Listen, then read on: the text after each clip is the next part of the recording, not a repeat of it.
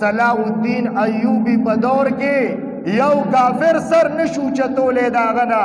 او صلیبی جنگونو خلاف هغه دومره مصروف و چې د دنیا نه همداسې لاړه یو حج او عمره یې ونه کړه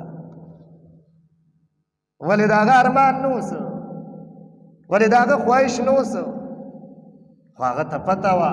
چې په ذاتي عبادت باندې د مخلوق او د حکمرانۍ ذمهوارۍ ډېرې دي داسې ده که نه ده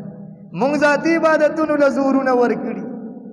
ما دومره وکړو ما دومره وکړو ما دومره وکړو صلاح الدین ایوبي ولې حج عمره ولنه ته چې کله قبر یې جوړ شو هغه جرنیل راغی د صلیبیو داسې په بوټې وله دا قبر وویشتو لړې صلاح الدین ایوبي راپاسه وی واخله مانه بیت المقدس نن د جمعې د زبرګې ورځې په خاطر یا الله د دغه صلیبي جرنیل د دې خبرې دپاره یو ځل بیا په دې مسلمانانو کې صلاح الدین ایوبي پیدا کړي یو ځل بیا د صلاح الدین ایوبي غیرت ننګ د پیغمبر د امت ته نصیب کړي